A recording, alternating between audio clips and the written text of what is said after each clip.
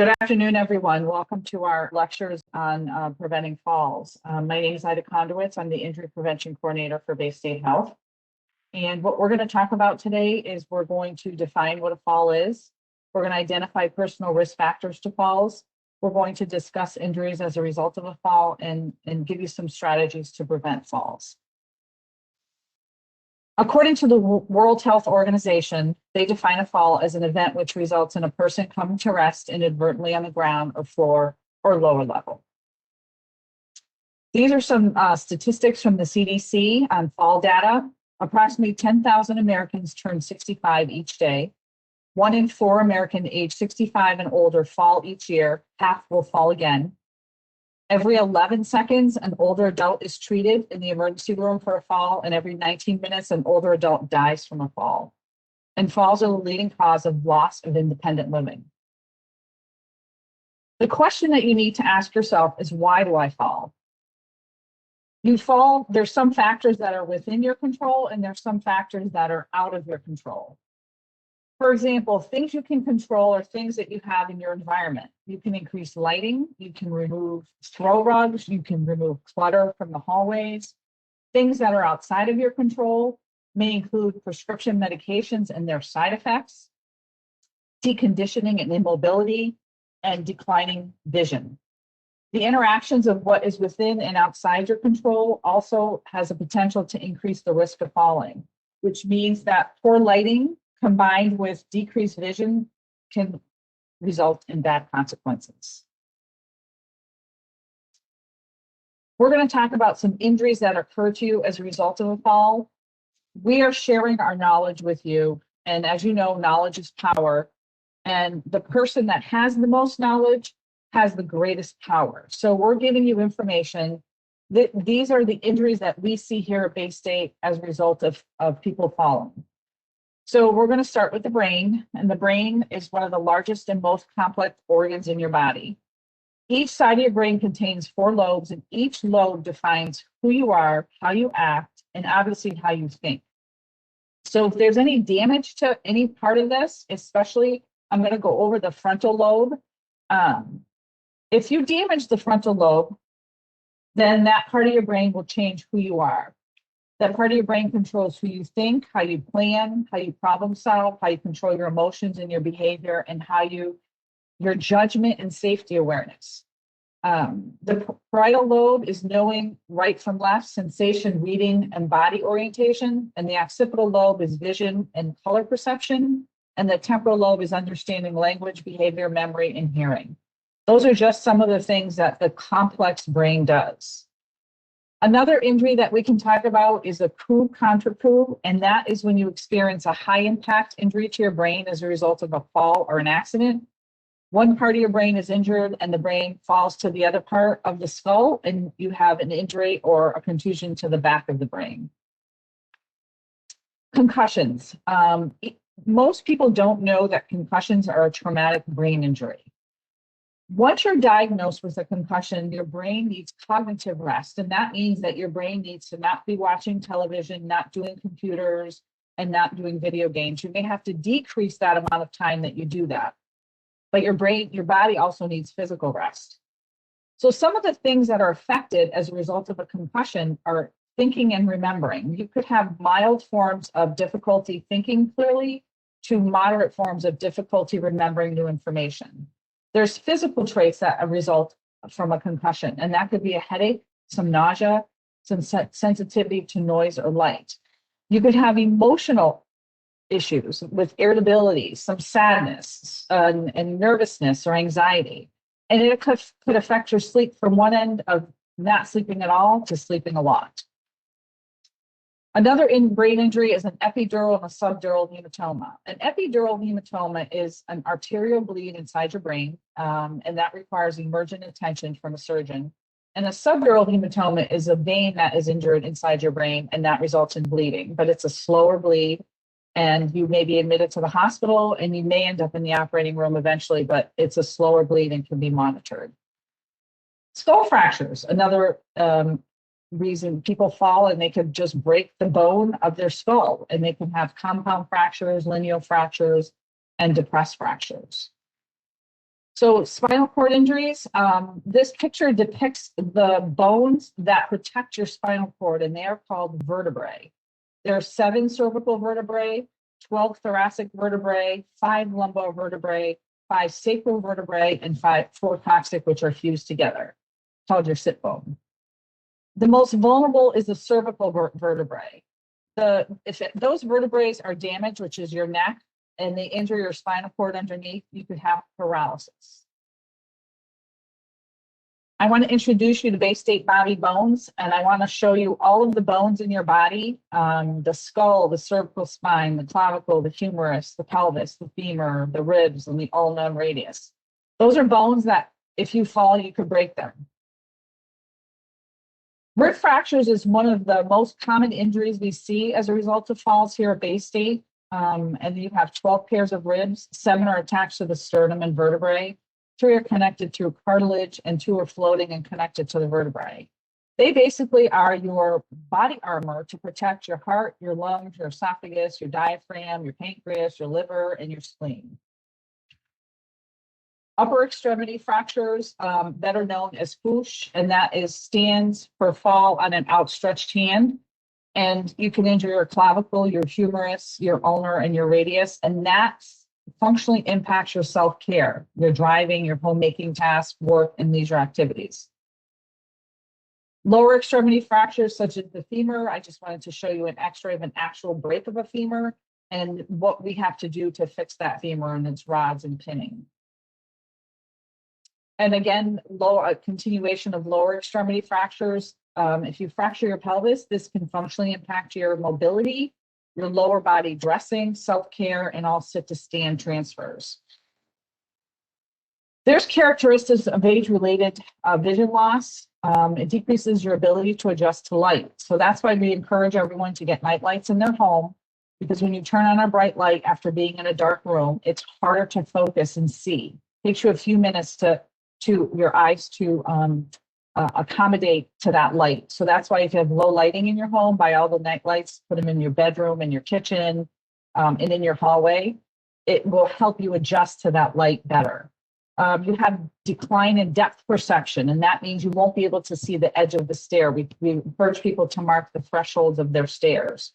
And decreased vision at night. If you do have this problem of decreased vision at night, we want you to perform all of your grocery shopping and running around during the day so that you can see better.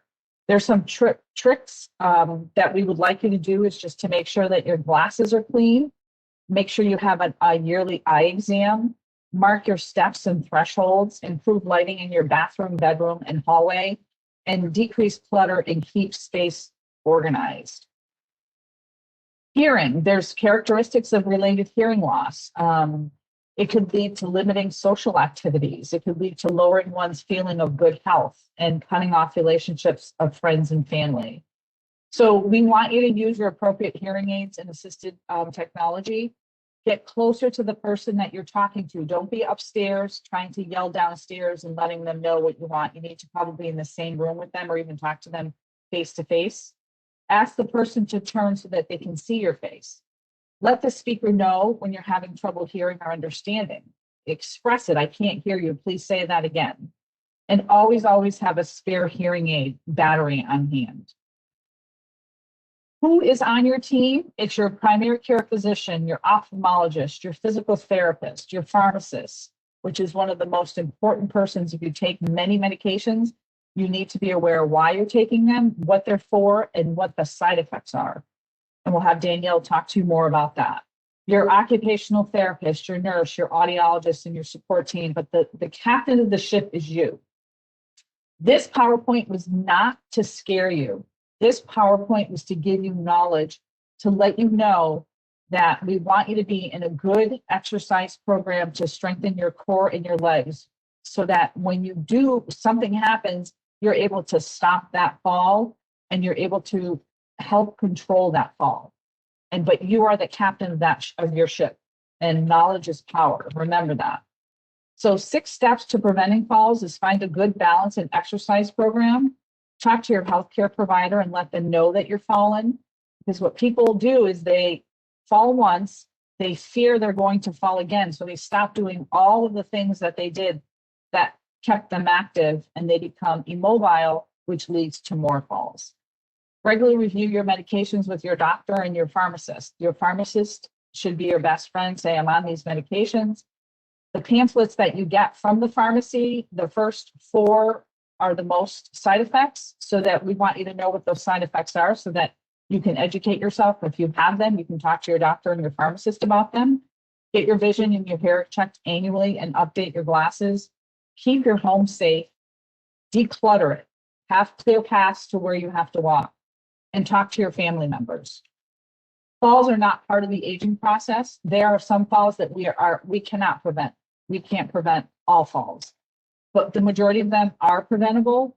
And we're going to teach you and give you, education and information so that you can have the knowledge on making it your home safer and knowing about core strength and leg strength. And if you can put your questions in the chat bar, and Sue will answer the questions, we'll get to them at the end of the presentation. So our next speaker is Danyel, our pharmacist. Good morning, everyone. My name is Danyel Adams. I am one of the pharmacists that work in the emergency department here at Baystate Medical Center. And today I'm going to talk to you a little bit about medications and how they can impact your risk of falling. So first off, medications can contribute to falls by multiple mechanisms. So one of the most common is that they can affect your central nervous system. So they can make you feel possibly drowsy, tired, sedated, make you feel a bit dizzy, give you an unsteady gait where you might have a little trouble walking, can create blurred vision. And then there's also other medications that you might be taking that could lower your blood pressure or your blood sugar, which could potentially make you feel a little lightheaded, dizzy, cause syncope or you to pass out, and could also lead to an unsteady gait or unsteadiness when walking.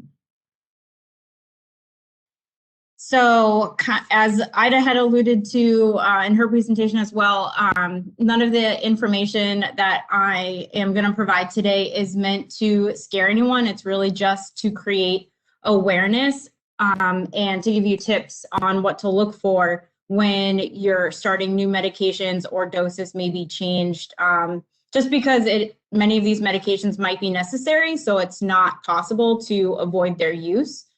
If you have questions about any of the medications, talk to your provider or your pharmacist, but do not stop any of the medications that you're taking on your own.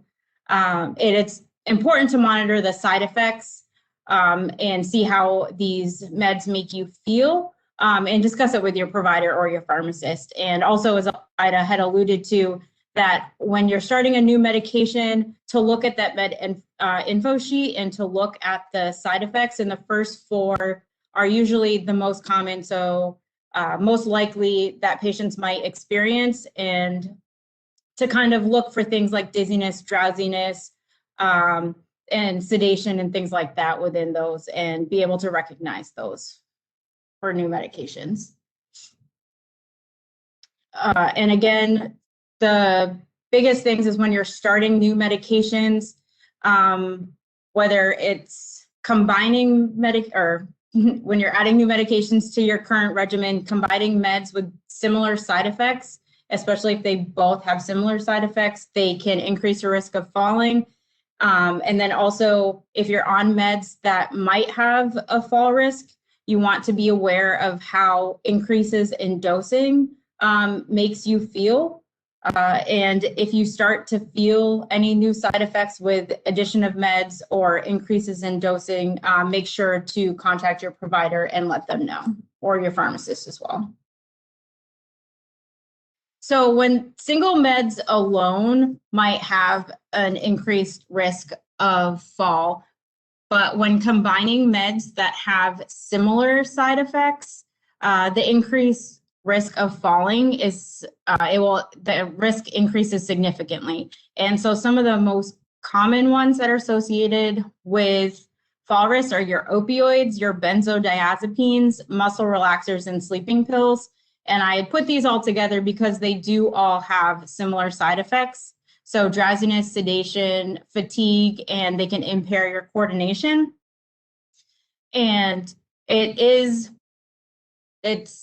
possible for patients to be taking multiple of these medications, especially after a surgery. So it is really important to know how these medications or how combinations make you feel before you kind of go out there and start doing a lot of things while you're taking these. The medications that are listed here, I would just like to point out that they're just that they're not all inclusive. They're just examples for the medications within the various classes. And if you do have any questions about medications that are not listed, just give your pharmacist or your provider a call. Some other medications that have been associated with increased risk of falling have been some anticonvulsants. So I have, again, some commonly taken medications listed there at the bottom, but they have been associated with confusion, some dizziness, impaired coordination and sedation, antipsychotics as well. The three that are listed on the top, so haloperidol, promethazine, and prochlorperazine, those are more so associated with drowsiness and blurred vision than some of your newer antipsychotics, which I have listed on the bottom. But antipsychotics, they can cause blurred vision, drowsiness, hypotension, and sedation. And then some antidepressants can also cause similar symptoms as well. And again, the top three that I have listed have a highest risk of falling compared to some of the ones on the bottom. Some other medications are some of your overactive bladder medications. So oxybutynin is another commonly used one. It can cause dizziness, blurred vision, or delirium. And I would also like to make people aware of over-the-counter medications. Some of them can cause dizziness and drowsiness. One of the most common is diphenhydramine or Benadryl. And then also, to a lesser effect, but still possible, is Dramamine or the chlorpheniramine. And it's important to know that these medications are also commonly found in combination products, especially like cold and flu medications. And then Benadryl or the diphenhydramine is commonly found in sleeping medications, so like Tylenol PM or Advil PM. So it is important that when you're buying some of these combination products to read the ingredients just to see what's in them. So for antihypertensives, these medications that you take to lower your blood pressure, so you have your beta blockers, calcium channel blockers, and then your other medications like prazosin, doxazosin, terazosin. These can sometimes cause some orthostatic hypotension. So when you're sitting up or standing too quickly, they may cause you to feel dizzy, which could increase your risk of falling. But also, it's important to know your blood pressure, and especially when you're having adjustments to your dosing, because if your blood pressure becomes too low, if you're increasing your dose, then you might be at increased risk for feeling lightheaded or dizzy, and then potentially like pass out or fall. And also, for those of you that might have diabetes and are on medications to help you control your blood sugars, it's also important to know your blood sugar numbers. The medications that I have listed here, so your insulin, glipizide, glyburide, the canagliflozin and pagliflozin, etc. These medications listed here are associated with a risk of hypoglycemia, like on their own. But even if you're on another medication that is not listed here and you're also taking something that is on the list here, that can also increase your risk of hypoglycemia. So again, it's just really important to know your numbers in terms of blood pressure and your blood glucose if you take medications to help control either of those. Another group of medications I just wanted to touch on are your diuretics. So they can also cause orthostatic hypotension and dizziness. And there are multiple classes, and I have them listed over to the side.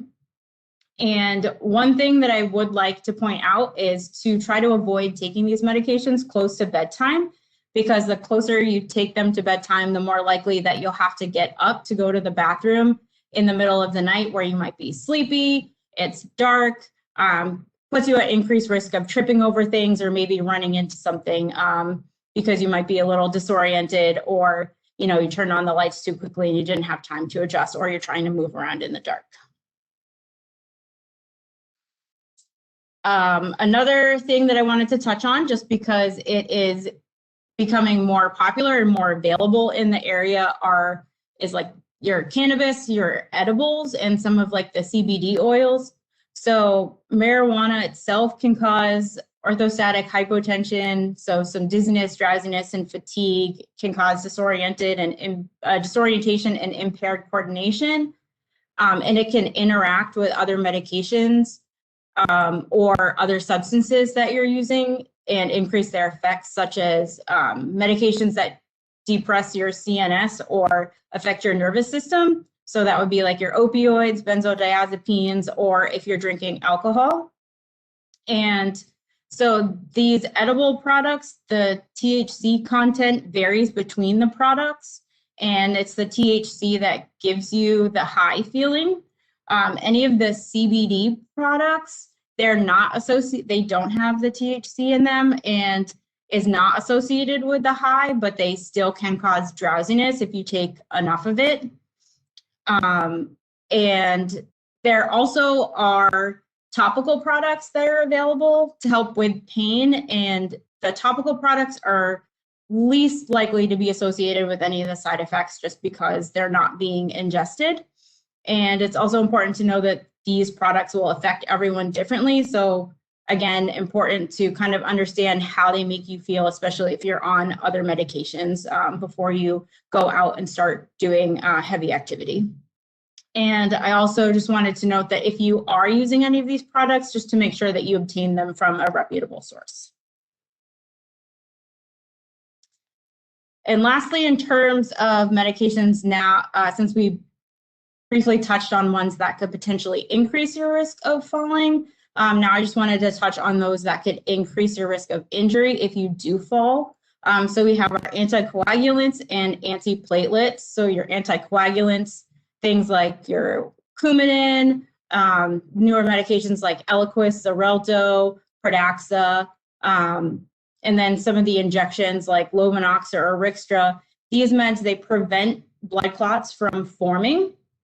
And then you also have your antiplatelet medications, which patients are often on. So aspirin, Plavix, these prevent your platelets from sticking together and prevent them from forming a clot. And if you fall while you're on one of these medications, it will, since they are preventing clots from forming at baseline, they will also prevent your body from forming a clot if you do have an injury. So increased risk of bleeding from an injury if you were to fall. So if you do fall, especially if you're on an anticoagulant, don't wait to get evaluated. Make sure that you call your provider, family member, or get yourself somewhere to be evaluated, because you might feel fine right after the fall. However, you still might have a significant injury and just not be aware of it yet. Especially if you fall and you hit your head, you definitely want to get evaluated, because even though you might feel okay, there still might be a small bleed or injury that Ida had kind of talked about before. And if you do have any questions, contact your local pharmacist or your provider with any concerns that you might have about your medications, whether you just want to go through them, kind of look at the fall risk that might be associated with them, and definitely bring up concerns when new medications are being added as well. And I hope that all of this was helpful for you. And again, if any questions, we can get to them in the question and answer session at the end. So thank you, everyone. Great presentation, Danielle. Thank you so much for your expertise. Next up, we have the dynamic duo of Michelle and Nancy, who are going to present on their physical therapy and occupational therapy expertise. Hi, everyone. My name is Michelle Lantaigne. I'm an occupational therapist at Baystate Rehab. And today I'm going to be talking to you about checking your house for safety. The majority of falls do happen in the home. And we're going to go through the rooms of the house, and we can talk about different ways to make things more safe. Things that you can find on the floor that are going to lead people to have more falls. Obviously, making sure that your walkways are clear. Remove shoes from the ground, things from near doorways. Throw rugs can be a really big hazard. They fold up. People can trip on them. So if you do have an area rug or a throw rug, make sure that it has a non-skid underneath it, or it's adhered with a sticker to keep it from sliding when you're walking in your home. Things that also can be a hazard in the home are cords, wires. A lot of things are wireless now, but people still have some things along the ground plugging in your lamps. Make sure that things are tucked behind. Also, a big hazard is oxygen lines. If you're walking around your home and you're using oxygen, make sure that those lines are long enough, but also pulled away so that you're not going to trip on them when you're walking. The stairway is a very important area to keep clear. Don't put things that need to go upstairs or downstairs on those stairs. Make sure that they're put tidied away so no one falls. Use your handrails on both sides of the stairway. So most people do have a handrail on one side, but a way to prevent falls, especially if you're unsteady at home, is to have a second handrail put on the opposite side so that when you're walking up or down the stairs, you always have a handrail that you're able to hold on to securely. Also make sure that when you're going up and down the stairs that you turn the lights on. Stairways tend to be a little bit dark. And no matter what time you're going up and down the stairs, it's important to make sure that you have the light so you can see the edge of the stairs and make sure that there's nothing on them. Some people in their stairways have attached little lights that go on the bottom at the footing of the stairs. And a lot of people have used that at night so that they aren't tripping going up and down those stairs. All right, let's go into the kitchen. So the best thing I advise people to do is to make sure that you're organizing your kitchen so that the items that you use frequently are in similar locations to where you need to use them. So, if your pots and pans, you need them for the stove, they're positioned right near the stove or on the stove. Make sure that when you have like a coffee center, your coffee cups and the things that you need to make your coffee or tea are all put together so you aren't walking across the kitchen back and forth. Those items, as we get older, they don't always need to be put away. They just need to be accessible so that you're using them frequently. If you're using them frequently, you can access them without having to open and close and stoop, bend over, retrieve things from overhead or below cabinets. Make sure that things are positioned so that when you use them, you're not overly straining yourself. Please do not climb on stools or chairs. It's a big hazard. People fall frequently, just a slight loss of balance. Climbing up on a stool or chair is not necessary. Either have those items moved by friends or family or anyone that's working in the home so that you can reach them. Again, with the lighting, make sure that you have adequate lighting when you're doing things in the kitchen. Another area that most people don't think about is that if you do have pets, and whether you have a water dish or you feed your pets in the kitchen, make sure that you are looking before you're walking. Those pets tend to scoot around, they're unpredictable. And there's also areas where there could be messes, like by their food dishes or their water bowls. Those areas tend to get a little bit messy, so slipping in that area could be dangerous. So, again, putting little padding or towels underneath the dishes are fine, just to make sure that those areas don't become wet, but also be aware and look around before you're moving around the kitchen. Bathrooms. Bathrooms are some of the areas where people have the worst and the most frequent falls. People are very vulnerable in the bathroom. Obviously, you're either going to the bathroom or you're showering or getting out of the shower. So we all like to have those rugs to absorb our feet when we're getting in and out of the shower, but those are huge fall risks and areas that wrinkle up all the time. I once had a patient who fell in the bathroom because he had put a new bath mat right in front of the shower, and it had a big wrinkle in it. And the minute when he got up in the middle of the night, he forgot about it and tripped over it and broke his shoulder.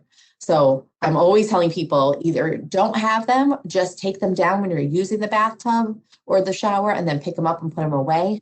Those areas are really areas that we need to keep clear.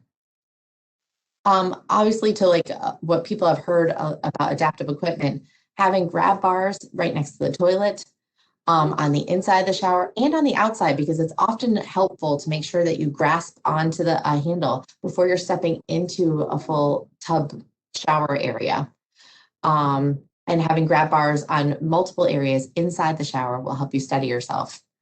There are also seats that you can get in the shower. There are benches that go partially inside and outside the shower if you have a hard time stepping into a tub. Please remember that towel bars, even if they're next to the toilet or in the bathroom, they're not grab bars. Often they're not stable enough to support your weight. They aren't secured into the wall the right way. To get true grab bars, they should be mounted into studs.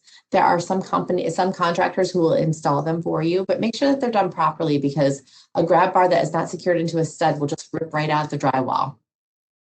Make sure that you have a nightlight in the bathroom. And when you are getting inside and outside of the shower, make sure that the inside of your shower is not slick, that it has some kind of texture in the bottom.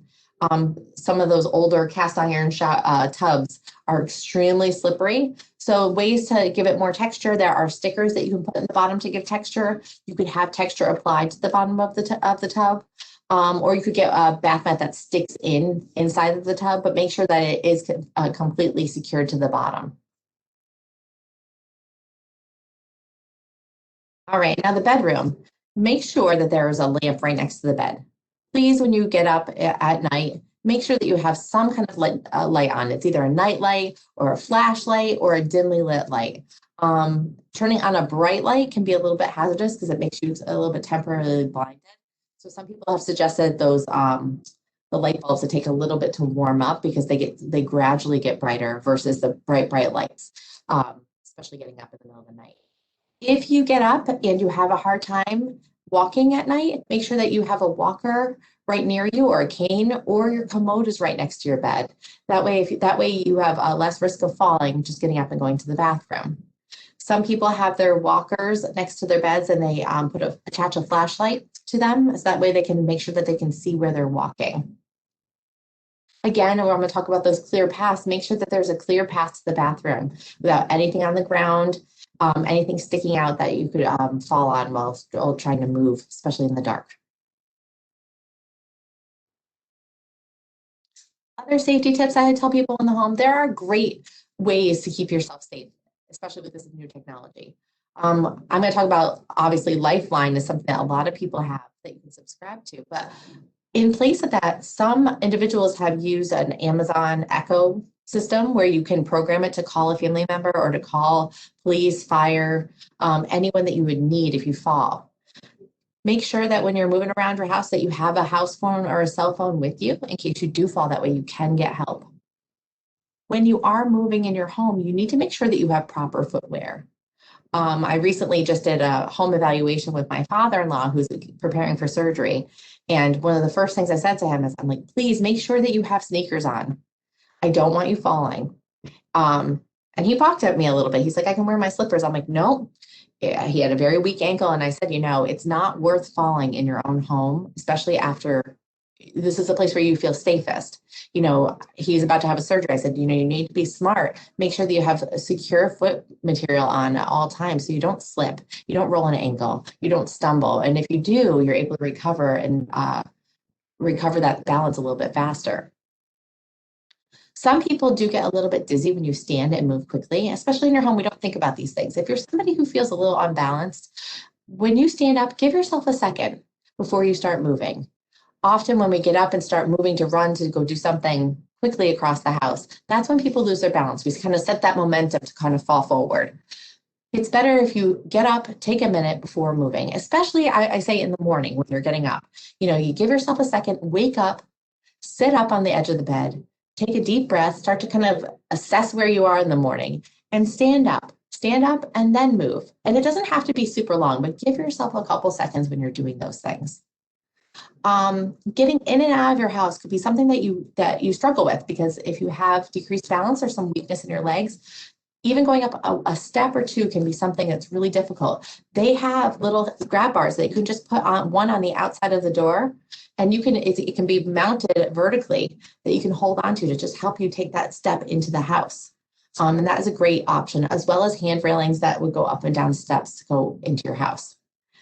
When you're leaving your home, it's also important to look at the hazards that could be on the ground. There's uneven surfaces, cracks in the concrete, little pavers that are uneven, sand. We're not just even talking about as we get into the colder weather and ice and things of that sort, but it's an uneven ground where things may have kind of happened the night that you weren't aware of, whether it be puddles, whether it be sand on the ground. So make sure that you're looking where you're walking as well. People often have falls when they're getting in and out of their cars, especially going to the grocery store or the pharmacy or just running errands. When you get out of your car, look at the ground first. I know I didn't do this the other day and I stepped in a huge puddle. Make sure that when you park your car, open the door, look down first. And when you're getting in and out of the car, make sure that you have your hands and your feet in firm ground. So there has to be at least a foot and two hands on the edge of the car when you're getting in and out of the car, because that other foot is reaching out. So this will prevent you from losing your balance when you're getting in and out of the car. Especially during this time of the year, people are traveling, they're going to visit some family and friends now that they have a little bit more freedom, and it's some of the COVID restrictions have alleviated, that we haven't traveled as much. We've kind of been isolated during all of 2020 and some of 2021. And as we've been less social and more secluded in our homes, it's more of a risk to kind of go out and travel these areas. You're going and you're staying in a hotel and it's an unfamiliar area. So, I know when I went on vacation, I brought a couple nightlights because we just don't think about those things, and we haven't done them as much over the last year. So look at those environmental hazards. Let's look at those in a new situation. If you're visiting family or friends and staying with them, you have to kind of do that same assessment that we kind of just took you through. Look at those areas, look at things on the ground. Do they have pets? Are there small children? Are there toys that may be on the ground?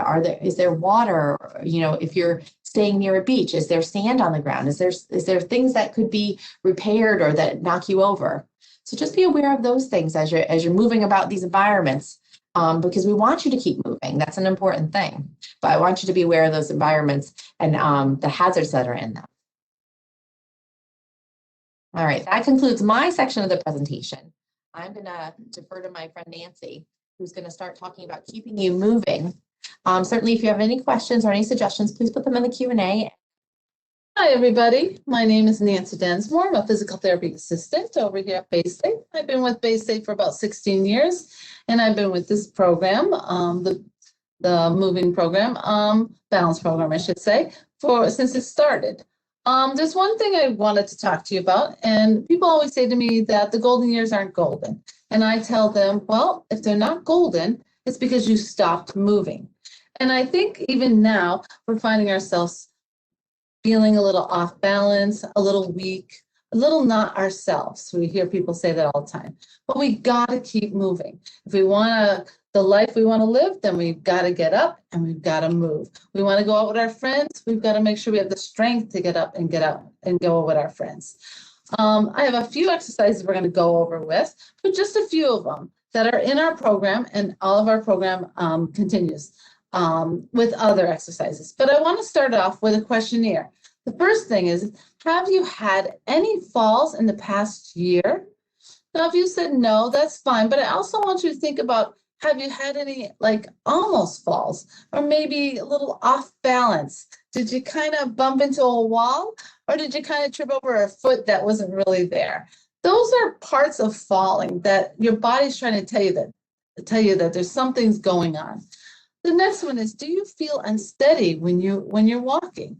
Do you drift to one side? Do you find yourself having to change your footing because you feel like you know, you're not sure where you're going. Those are also signs that you might be getting off balance. And do you have a fear of falling? Fear of falling is just as great of letting us maybe fall, if not worse, because sometimes when we're really afraid, we walk too cautious. We're careful about what we're doing. I have patients who tell me, I'm fine in the house, but they're drifting to one piece of furniture, to another piece of furniture, to another piece of furniture. And the problem is that one piece of furniture or even that wall may not be there one time when you're anticipating it to be. And then you fall. And that's what we want to stop. We don't want everybody going backwards. We want to keep you going forward. We want to keep you moving forward in your lives. All right. Like Ida said, falling is not part of the aging process. The falling part is when we stop moving. We're not doing the things we're supposed to do. None of us, as we watch the Olympics these days, none of us are going to be Olympic athletes. But what we can do is we keep moving. And sometimes the very minute of exercising and walking can keep us healthy throughout our entire lives. So let's see what else we have here. So the first exercise we want to talk about is in this picture. You see the gentleman is sitting on the edge of his chair and he's sitting a good upright. We want to work on our posture because as we get older, for some reason, we start leaning forward. And remember, your eyes lead your body. If you're looking down at your feet all the time, so is your upper body. So we want to work on that good posture. But as he's sitting here, you see he has his hands on his thighs, his feet are on the floor.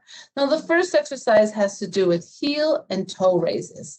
So we want to be able to lift our toes up. If you're sitting there watching this, please feel free to do this with us. But you're going to lift your toes up into the air and you're going to hold it for a count of 3 seconds or 5 seconds. So we're going to count to 3. 1, 2, 3, and bring it down. Now I want you to press your toes down and bring your heels up in the air and hold that for a count of 1, 2, and 3 and bring it back down.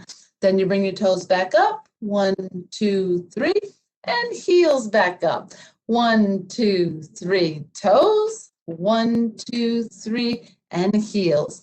1, 2, and 3. Now again, if you've been watching this whole presentation, it is time to start moving a little bit. We've been sitting for a long time. And that's another thing that's getting a lot of us, even younger folks, are having a lot of trouble with their walking, or even their body is starting to hurt, which changes the way we walk. So we need to get up. If you're watching television for a certain period of time, every time that commercial comes on, get off that chair.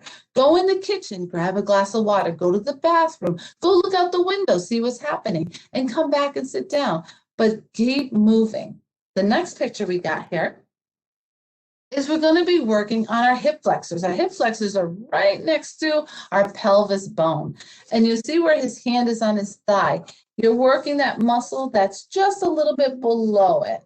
So what we're going to do is we're going to lift up the leg in the air. And again, some of you might be doing this exercise already, and some of you might have been doing these exercises already. Go ahead and lower it.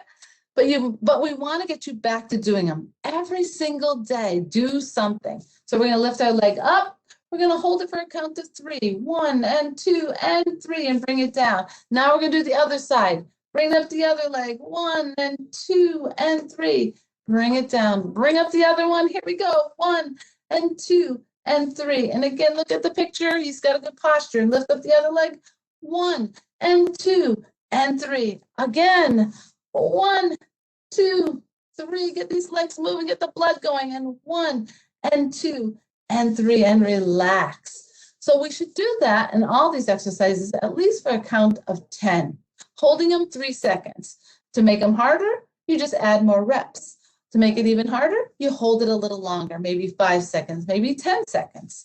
Yeah, and then somewhere along the line, you can add 2-pound weights or 1-pound weight. Makes it a little harder, makes us work our muscles. The next picture we got is what we call long arc quads. So what we're going to do is we sit all the way back in our chair. Well, the ideal thing is if you can get the whole upper leg onto the chair. But some of us are pretty tall and that's not always doable. Even in the picture, you can see his leg is not fully on that chair. But if we can, like sit on a bed or sit on a bigger chair, that helps us. But we're going to stick our leg out in front of us. And I want you to flex the toes up a little bit as you do it. And you're going to hold that for 1, 2, and 3, and bring it down. The muscle that's being worked here is your quad. That's the muscle just above the knee. That's what helps protect knees to stay healthy. That's what gets us in and out of a chair. That's what gets us up and down the stairs. These are our powerhouse muscles. All of these exercises reflect on walking and walking properly. So I want you to do this one a couple times. So let's do the other leg. We're going to lift up, hold that, flex that toe up a little bit. 1, 2, and 3, and bring it back down. Let's do the other side. Bring it up. Come on now. 1, 2, and 3, and bring it back down. Bring it up again. 1, and 2, and 3. Bring it down. Bring the other one up. 1, and 2, and 3. One more on the other side. Here we go. Up. 1, 2, and 3, and bring it down. Again, how these muscles, oh, go ahead. And, so then the next one we're going to do, I want to just go back. These exercises, again, are reflecting on walking properly, getting us to move again, getting us to get up, and getting us back to life. We need to get going because it's summertime, and this is the time we want to get out and have some fun because winter's going to come, and you need a good exercise program to keep you going through the winter. This next picture is to show us how to get in and out of a chair properly. As you see the first picture, he's sitting upright. He's got his feet on the floor. The one thing I would change about this whole picture is I would tell you to move forward in your chair. Get to the edge of the chair. It's fine that he's sitting way back there. Yeah, maybe some of us could get out of that chair, but a lot of us need to move forward. The less of us on the chair, the easier it is to get up. And you take your feet and you slide them underneath you a little bit, almost to the point where your heels are up in the air. People think that feels unusual, but that's the way we always used to get up. So what you're going to do is you're going to lean forward, and as you come up, you're going to come up like an airplane, I said. You just come right up and get yourself standing up nice and tall. All right, so you're going to sit back down. You can also take your hands and bring them out to your side as you stand up, because what that does is it actually scoots our buttocks in, and it also helps us to stand up taller. All right, so if you can do this at home, sounds great. Let's try it. You're going to scoot forward, get those feet underneath you. You're going to lean forward and come up as you bring your arms out to the side. Feel yourself nice and tall, and then bend forward and sit back down in your chair. If you're doing this and you have little wheels on your chairs, I don't highly recommend you do it on that kind of a chair. You want to use like a kitchen chair, a solid chair, and if you're not sure, you might fall backwards, put it up against the wall, put it up against a table. Stop it from moving in case you do kind of plop down. I don't want no plopping because that means we're not using our muscles. We need to use our muscles in every single thing we do. So what we're going to do is, just waiting for that. There we go. So we put the screening questions back up. Again, look at the questions, answer them, see if there's anything that's going on, even if there's some weakness. Even like I said, if you find yourself drifting as you're walking, these are signs that something in your body is getting weak and you need to work on it. You know, people realize, they go, I gotta work on my balance. Well, strength comes with balance, and balance comes with strength. They go together. So when you come to our program, we have a whole slew of exercises from laying down to sitting to standing, and then we work your balance like we were when we were kids. Remember when you used to jump on the rope and you would ride your bike and we'd walk on the railroad tracks? We were always challenging our balance. The problem is, as we get older or more mature, we find ourselves on very level surfaces. We don't want to fall. We don't even walk in the grass anymore. We go to the beach. It's very few and far between. Those are the things that kept our balance strong. So if you find that you answered any of those questions, go and see your doctor. Get a prescription and come and see us. We're going to get you nice and healthy and get you ready for that winter time. It was a pleasure talking to you. Thank you both very much. Excellent advice for our audience and beyond. Well, I don't see any questions coming up, which means that you all did so brilliantly that nobody has any questions to ask.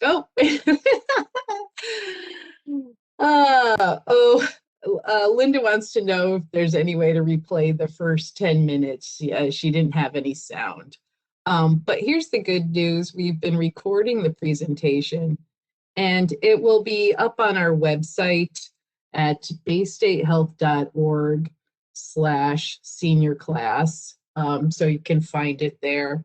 And actually we've already, this is our second presentation, and we have the May version up. But with this July 18th version will be up in a couple of days. If you want to give us a couple of days, we'll do that. And obviously, if you want to email, we can certainly send that out to you. And if you fill out the survey, and at the end of this program, when we log off, people will be able to ask for the link, and I can email it to them. But we encourage you to make appointments with our experts if needed. If you need follow-up, you don't need to make any kind of healthcare decisions on your own. Our team is here to help you out.